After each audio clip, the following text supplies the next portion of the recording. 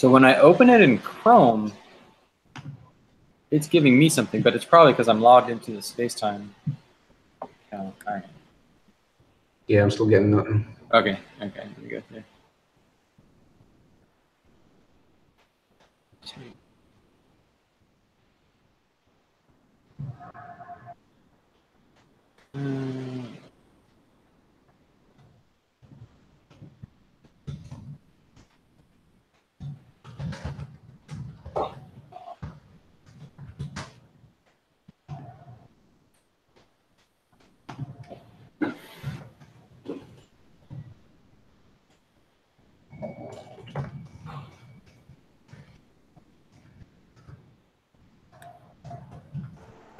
So I'm actually on request so that I can see the chat. Let me try this.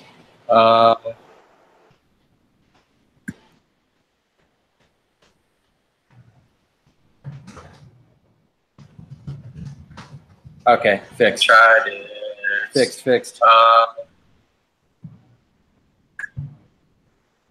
Yep, it's working. Okay, so let me just ping everybody.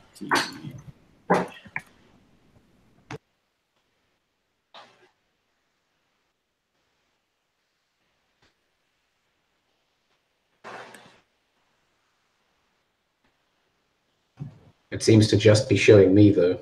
Yeah, that's just because that's what the camera is on right now in the Hangout. Oh, okay. It doesn't rotate when people talk, I guess. It changes depending on who's talking. Oh, okay, because I muted my microphone in it. Yeah. Oh, yeah. Yeah. We'll work that out.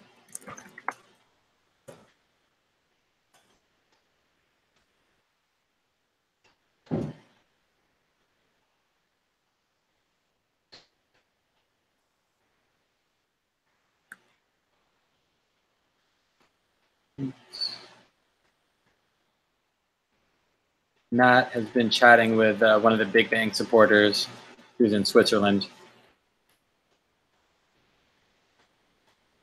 He'll join shortly. There we go. Okay.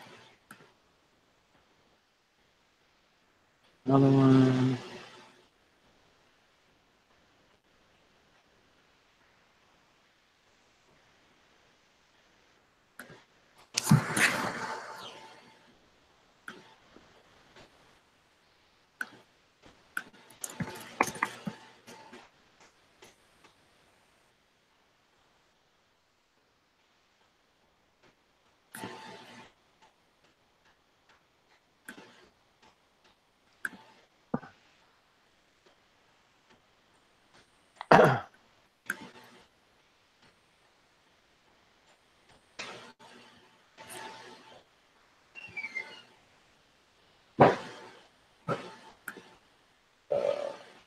Chat. I missed it. Let's see. In the live chat.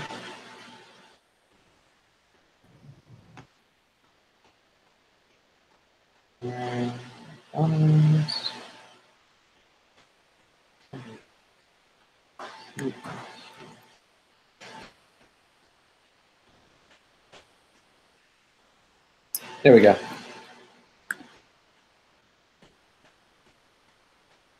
All right, so the chat's on now, which is good. Matt's here. Eric, can you share the link for the Yes. the stream? There we go. It's in the chat window on the right. Okay. Just click that. You'll get that. When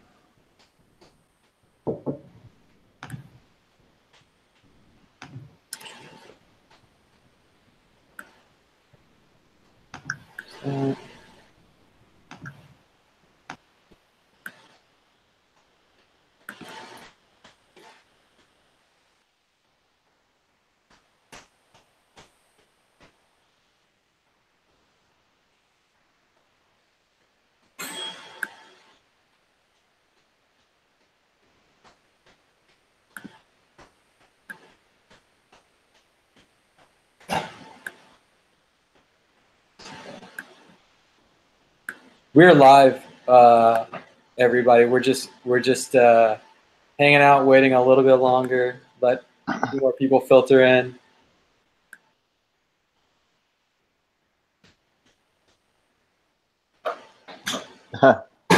Hey, Andrew in the background. So, Grayson, how's your holiday? While we wait.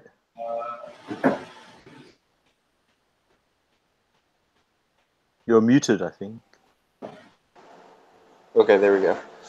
It was great. We went to Florida. Let my daughter's grandparents take care of my daughter for like a week, and we went to St. Augustine. Sounds like it's a Good. perfect holiday. I saw I slept. blue seas and sand on Facebook. Yeah, I slept in a lot. Sweet. Not this morning. Sorry. Welcome back. Thanks. What is St. Augustine like? Is it a little island? No, St. Augustine is the oldest city in America, in the U.S. Yeah. Oh, it's it's a Florida city. Mm-hmm. Yeah. The Look at a Spanish map went of the there US and one of like these- I don't remember when they built it, but the fort there is Castillo. I can't remember. I think St. Marco or something like that. Yeah. So it was educational as well. Good. Yeah. For sure.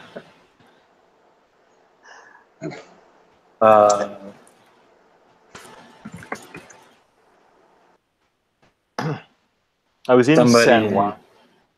I was in San Juan a few months ago, and I don't know, maybe it's similar. It felt like it was straight out of the colonial days. Such a beautiful city. The castle there, whose name I also don't remember, was. I was pretty sure there were dragons in one of the dungeons there. It had that look about it.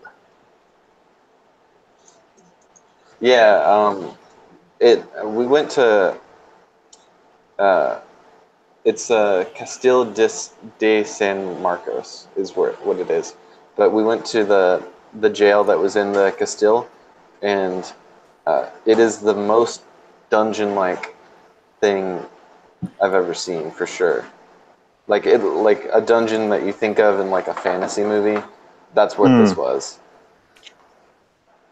And Nice. I've been told, I haven't been to Europe, but I've been told it's the old part of the city is very European looking. Oh, nice. Yeah, same with San Juan, actually. Extremely European.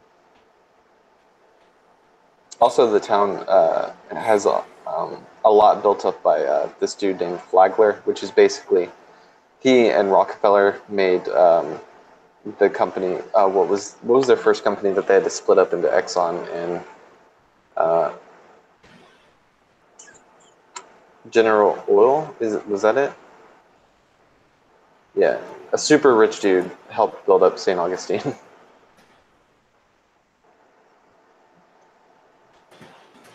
I don't know these answers. Why don't we get started? So we have a bunch of folks joining us on the YouTube live stream, and then here on the Hangout, we've got Grayson, who's the animator for SpaceTime. We've got Graham, who is one of the co-writers of the show, and we have Matt, host and writer. I feel like we can just get going. Matt, let me just check one more thing. Let me see how many people are here.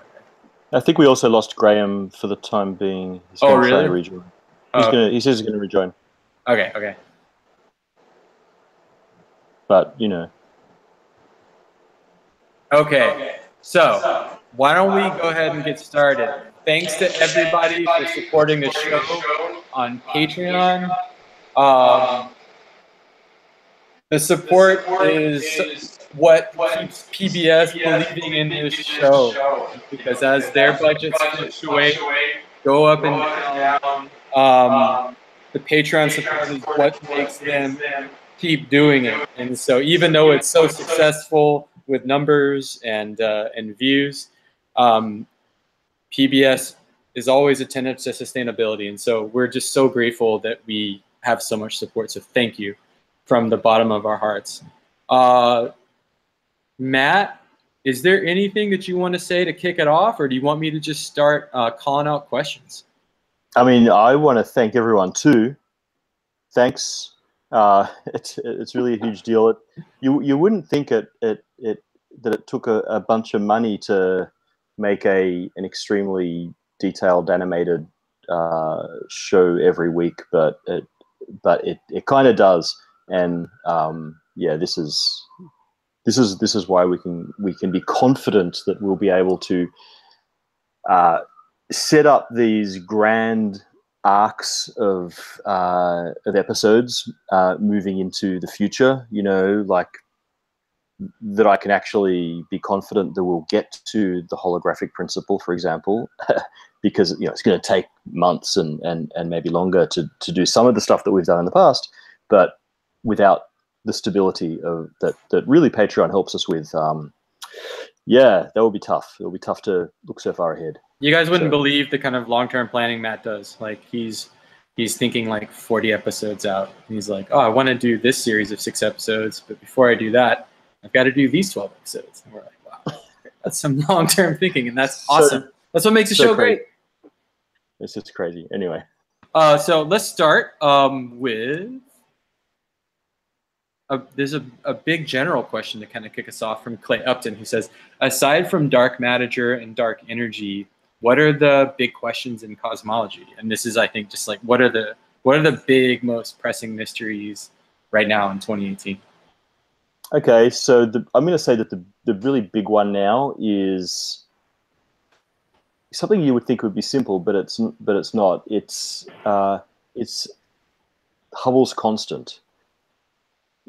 This is something that we thought we had nailed, what the rate of expansion and roughly the historical rate of expansion of the universe was. But pretty recently, and it's about 73 kilometers per second per megaparsec. Okay, that's the speed that distant galaxies are moving away, proportional to their distance. But always there are multiple ways to measure this thing, the rate of expansion of the universe. The classic way, you look at a galaxy, you measure its redshift, and you see how fast it's moving away. But the number also, this very important number, feeds into our model of the cosmos. Okay, and so you can also estimate the number in different ways. And one way to look at it is by looking at the cosmic microwave background radiation. And it turns out that when you compare the Hubble constant, the rate of expansion of the universe measured from more traditional methods, with the Hubble constant measured from the cosmic microwave background radiation as mapped by the Planck satellite, the numbers are slightly different. And when this first appeared appeared some years ago when the Planck map first emerged, people thought, all right, it's a small discrepancy because there are errors in the measurements. But as astrophysicists have just attempted to beat this question down, the difference is not going away. And there seems to be a real discrepancy between the Hubble constant, which is kind of inferred from this very early light in the universe, the cosmic microwave background, and what you infer from a more modern estimate, taking into account dark energy and everything. It looks like it's not working. It looks like for example, the simple model of dark energy may not explain why the Hubble constant doesn't match up, why the rate of expansion of the universe inferred from the early period and inferred from now don't match up with the simple model of dark energy. And it could actually be that this is the first big clue that that dark energy isn't a simple cosmological constant that as described by Einstein a long time ago. It may be the first glimmer of something as to what the hell dark energy really is. That, I would say, is one of the emerging questions that hasn't been getting a lot of attention lately, but people are really starting to wonder. That's all I got. Graham, do you I have have no idea. anything to add as a fellow physicist who's working on? Sorry, I apologize in advance. My headset decided to die at a great time. Oh, you're good. Not really. I mean, I think everyone's always in search for quantum theory of gravity. That would be great. I mean, it's kind of there are lots of other sort of searches going on as well. Parity violation. We talked about the time reversal symmetry and things like that. And there's some stuff we didn't touch on, which is called CPT theorem, which is basically the grand symmetry of the universe that we think should hold. And there are some sort of ongoing experiments to really see if any of these, how much this holds. It's kind of postulated that this symmetry under time, charge, and parity should hold. It's really difficult to probe this with the various interactions, and I think that's pretty cool. These experiments are ongoing, and they're really difficult. Yeah, and there are some unknowns about it. For example, why is there more matter than antimatter in the universe is a related but still mysterious question. Zhuangzu has a question. Would dark matter behave differently when falling into a black hole? Would it fall in differently? The answer is yes. Dark matter is meant to be more diffuse, more spread out than regular matter. It doesn't interact with itself. So, for example, I don't think you would get a whirlpool of dark matter falling into a black hole like you do get a whirlpool of, regular matter of hydrogen and helium in what we call an accretion disk falling into a black hole. Dark matter, I don't think would ever do that. I don't think it can achieve that sort of density. I think it would probably just sort of trickle into the black hole, because it's everywhere, it would end up falling into black holes. But I don't think you could get a really cool, like dark matter quasar, for example. Did you mean a whirlpool or a vortex? Oh, good question. Could you elaborate on the difference between a whirlpool and a vortex there, Grayson? Oh, I only asked because that's some language that you changed once when we were working. Did on I some really? graphics. Yeah. Did I change it to vortex or to whirlpool? I think you changed it to vortex. It's because Matt sounds cooler saying vortex. Yeah. Okay, all right. Yeah. Here's an engineering question, and Matt and Graham, you guys can pass on this if you're like, I don't know. But what do you guys think of advanced batteries based on electrostatic principles? What advances are needed in engineering, material science to really unlock the potential of advanced energy storage? All right, Graham, do you want to take it, or? I'm not really an engineer. Also, I want to improve my love life. How do I? That I'm even disqualified to answer. I mean, I don't know necessarily what you mean by electrostatic principles. I mean, I think there are going to be leaps and bounds in battery technology. I mean, one of the things I remember, which is maybe related to this question, is the idea of actually using very large capacitors instead of lithium-ion type materials. Basically, the capacitance of some capacitor depends on how close, how tightly packed you can make this. And many moons ago, it was suspected that there's a lot of wiggle room here that, these might overtake traditional batteries, but I don't know if that's really happened yet. I don't. Maybe that's what you mean by electrostatics. I'm not too sure. Chris, any follow up? Yeah, Chris says, yeah, basically capacitors instead of electrochemical batteries. Yeah, I guess the advances in nanofabrication are the key here. So that for a capacitor to be high capacity, no pun intended, the plates need to be very, very close together, and you need to basically increase the surface area of the plates. And so I think this is I mean, I don't really know whether this is something that's being pursued, more than other battery storage methods, but surely as we nanofabricate down to the down to the molecular level, then we can do this sort of thing. I feel like I've seen stuff about nanofabricated capacitor batteries, but I don't know where it is right now. Shannon has an interesting question. Matt, how much does the SpaceTime episode agenda overlap with your own research agenda? Has SpaceTime shifted your own research agenda? Such a good question. You know what? I feel like I am a much more broad physicist than I used to be doing SpaceTime, having to learn, relearn a lot of stuff, but also learn a bunch of stuff from scratch.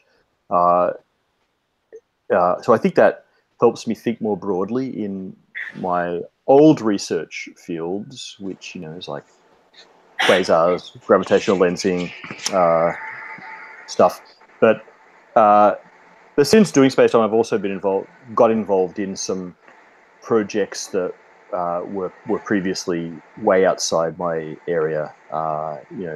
Including looking at production of cosmic rays in black hole magnetic fields and some stuff like this. So yeah, I mean, I don't think it's turned me into a qualified researcher in any of these far-flung fields, but I think I'm last author on that particular paper, but I think there was a meaningful contribution that in general, I think for everyone, like not being too narrow is really much more useful than just the interest in studying different things. I think for everyone, studying broadly and learning things that can apply, that they can then bring back to their own field or job or whatever, or art form is underrated for sure. We have a question from 6CEF. Hey, Grayson, are you muted? No. Yeah.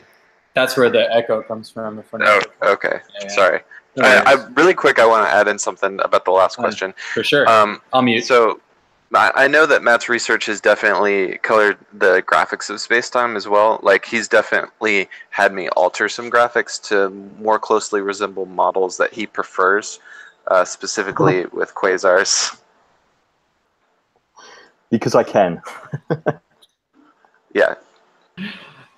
6CEF asks, is the Hubble volume coincidentally roughly the size of our observable universe, or is it necessarily the same?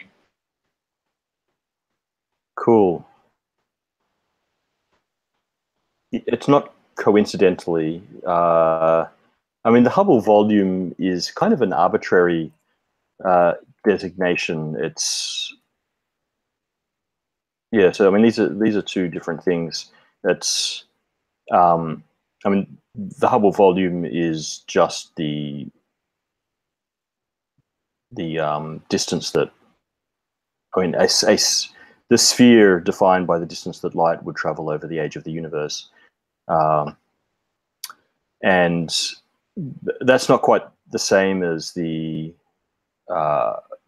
size of the observable universe, right? Because in that case, you have to factor in the expansion of the universe as well, the accelerating expansion of the universe, to figure out how big the space is that we can currently see. Is that answering the question, Graham? Did that make sense to? I'm certainly not an expert on the Hubble constant. As a theorist, it's just a number that I use. I'm not haven't had anything to do with the measurement thing. But yeah, I think that's right in the sense of it. This somewhat arbitrariness of the definition, or the wiggle room. Yeah, I mean, I guess more formally, the definition is the size of the observable universe beyond which the expansion exceeds the speed of light. Right, so so that means, you know, when your Hubble law, which is the velocity of recession equals Hubble's constant times the distance. If you make that velocity the speed of light, then the distance is the radius of the Hubble volume. But so the question is that, okay, now I need to think about the question a bit more. The question, is that a coincidence? Is that coincidentally the same or similar to the size of the observable universe? I need to look up the size of the Hubble volume. I totally forget what it is. Hey, Tambi, what's up? Hey, how's it going? Yeah, so no, these are the same thing. So the Hubble volume is that 14 billion light years, right? So it's the same thing as the distance that light would travel over the age of the universe, and that's necessarily the case because you just put in the speed of light for the velocity of recession, and that's how far light would have traveled over the age of the universe anyway. Okay, so it's not really a coincidence. It's kind of by definition the same thing, but that is different. That is different to the size of the observable universe because we can actually see further than that. We can see regions of space that are currently traveling away from us faster than the speed of light. They weren't always doing so, otherwise that light that we see now wouldn't have reached us, but they by now are traveling away from us faster than the speed of light. So the Hubble distance is like 13.7 billion light years, whereas the radius of the observable universe is whatever it is, 46, 47 billion light years. Whew. Man, thinking on the spot, huh? Well done. Graham, do you want to take the Greg Weiss's left electron question? Sorry, there was a bit of echo there. Which one was it? The left chiral electron. Oh, Greg. yeah, that's an interesting question. Yeah, why don't you read it out for us? Sure. The question was, does a left chiral electron have a larger rest mass than a right chiral electron? And does the weak hypercharge contribute to the mass energy of the electron, or does it disappear into the Higgs field? So I don't know about disappearing to the Higgs field part, but I suspect that, and I know I resort to this a lot, I suspect this requires a quantum theory of gravity, right? Because the, well, actually, maybe not. I don't know. This is a great question. Actually, I don't know the answer to this. Basically, you're saying that because the weak interaction violates parity, so the universe can kind of tell the difference between left and right-handed particles. As for how this couples to the Higgs field, it's entirely possible. I can look that up and get back to you by the end of the Hangout. But I don't know. I think that this would have come up in experiments looking at parity violation, because they're really so the idea of parity violation is certain particle interactions happen at different rates depending on the handedness of these particles, which is sort of what this chirality refers to, or is this chirality. And in order to really determine if that rate is coming from simply the change in the handedness, I suspect that part of that is that the mass is the same. Otherwise, you would have quite a few different parameters that could be free in these experiments. I don't know if that really answers. I think maybe I don't understand this properly, but let me say what popped into my head so you can correct me, Graham. My impression was that the electron that we observe is kind of like this sort of dual entity that is constantly interacting via weak hyper. Via the what do you call it? Is it the W boson? And so in fact, it's a superposition of the left and right chiral electrons, and it's in fact that interaction that supposedly gives it its rest mass. That interaction is via the Higgs. I thought this was the Higgs mechanism. Am I mistaken? I mean, if it's the W boson, I think it's different. I think that this mediates an interaction. I mean, the the W boson has mass because of its interaction with the Higgs field. How the Higgs field and the weak hypercharge interact, I'm not familiar with. Okay. Sort of back calculating based just sort of what I know about these, for example, parity violation experiments. Okay. So yeah, we need to figure out what we need to refine this question in our heads. But if we're, I mean, it's certainly true that there's opposite particle that that oscillates between two types via an interaction with the Higgs field, and it's that interaction that gives it its rest mass. And so these two components by themselves don't have mass. Okay, it's the interaction with the Higgs field that gives them their rest mass, and I need to. I mean, the episode we did on this was a long time ago. The Higgs mechanism explained. I need to rewatch my own episode, I think, but the answer may be that that it's the oscillation between these, the handedness of these, that which happens on a timescale shorter than the Planck time. So it's a constant thing. The electron really is both at the same time. And if that's the case, then they have the same mass because they don't have mass without that interaction.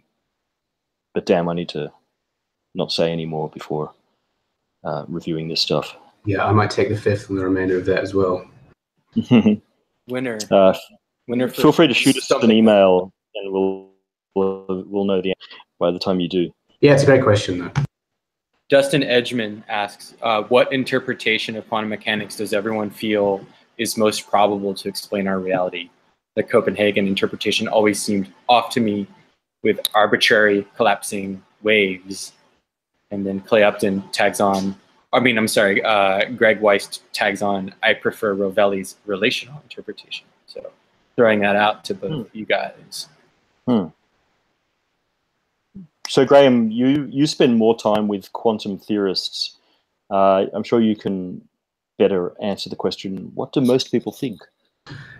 I haven't taken a poll, but of the prominent physicists that I see around, namely Sean Carroll, I know he's a massive proponent of many worlds. Yeah. And through my knowledge of his writings, I think that Copenhagen is kind of done, and that I think the people that are working formally on these kinds of issues of decoherence with environment and things like this, where your interpretation kind of matters, I think that the only one that makes sense for these folks is the many worlds. I think I think there's some people that still kind of like pilot wave stuff.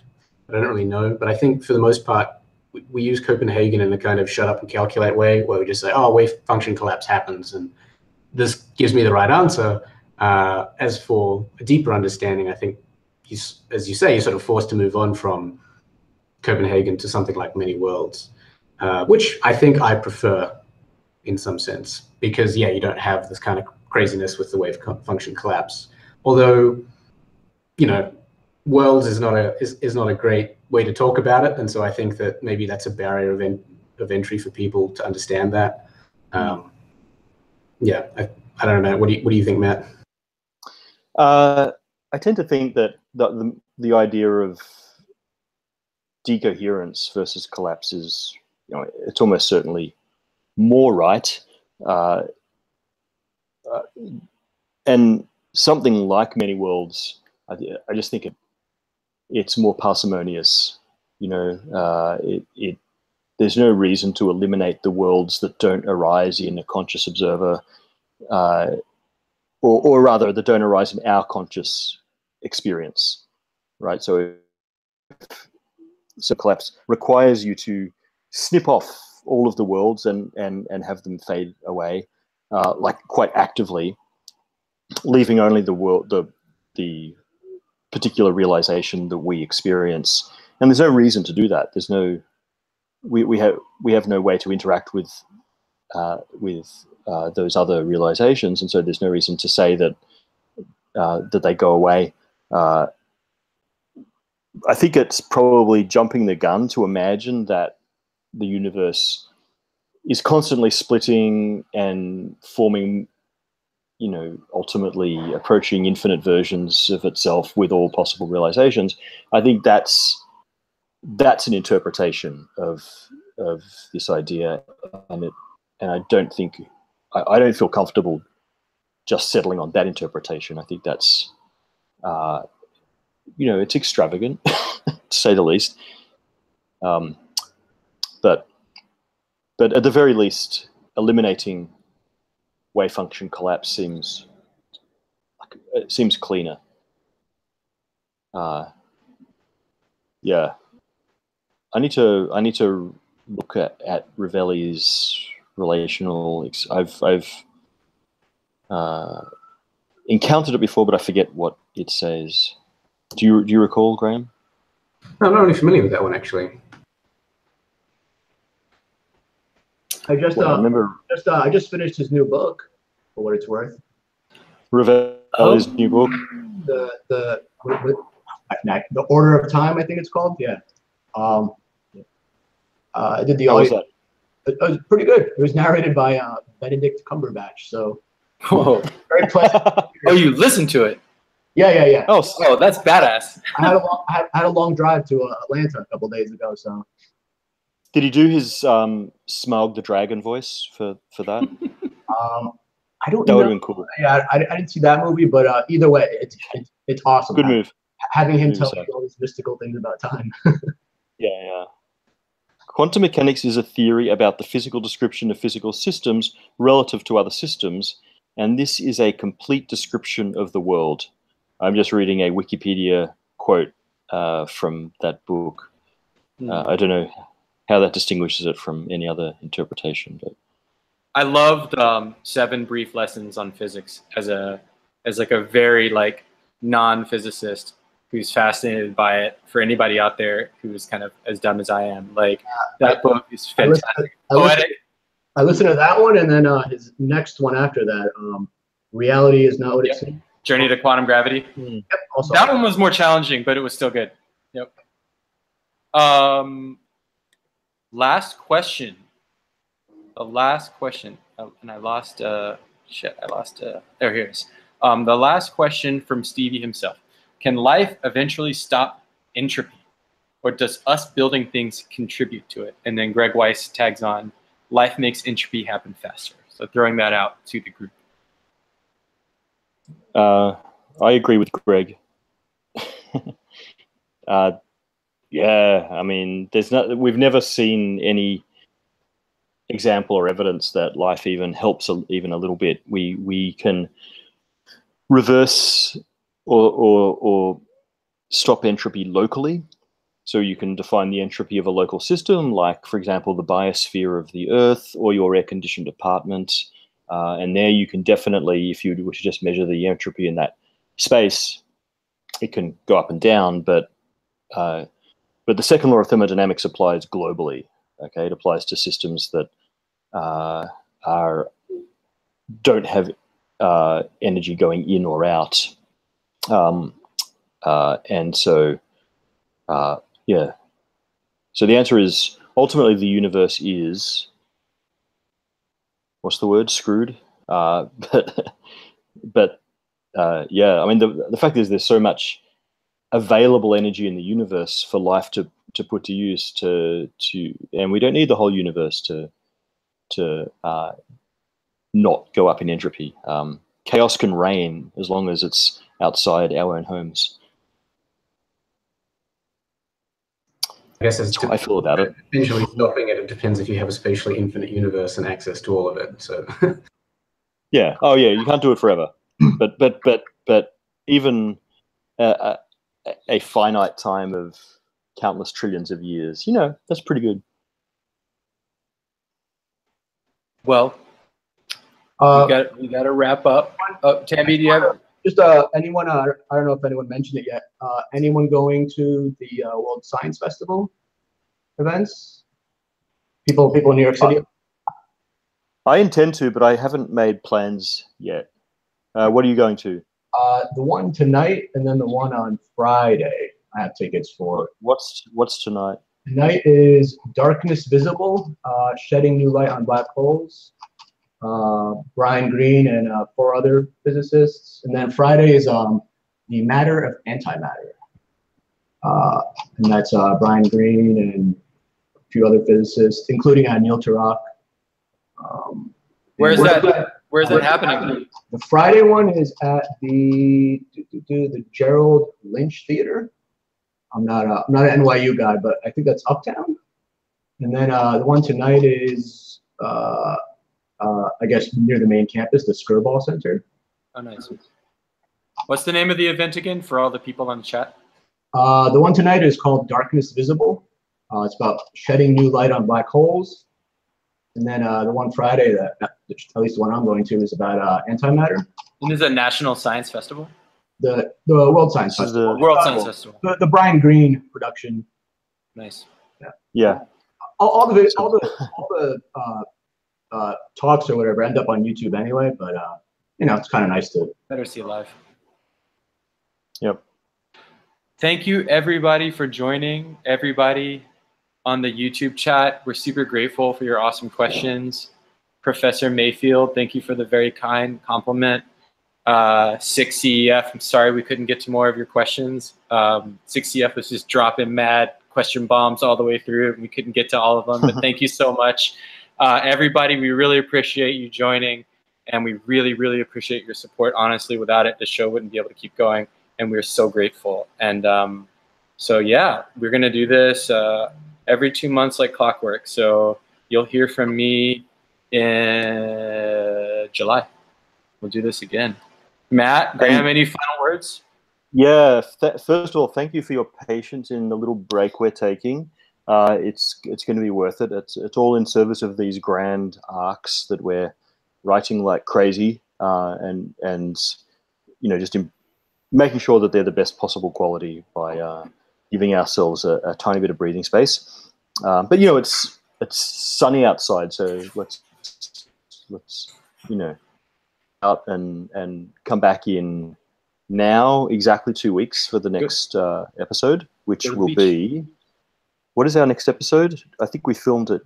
I think I filmed it yesterday, didn't I? It's the no hair theorem. Okay, so it's more black holes, and why exactly is it that black holes exhibit no properties besides charge, mass, and angular momentum, but actually more of a focus, how can black holes express those qualities given that no influence can escape the event horizon? So stay tuned. Okay, thank you everybody. Graham, thanks for joining. Tambi, thank you so much. Grayson, Matt, peace out everybody. See you on YouTube. See you later. Bye. See you everyone.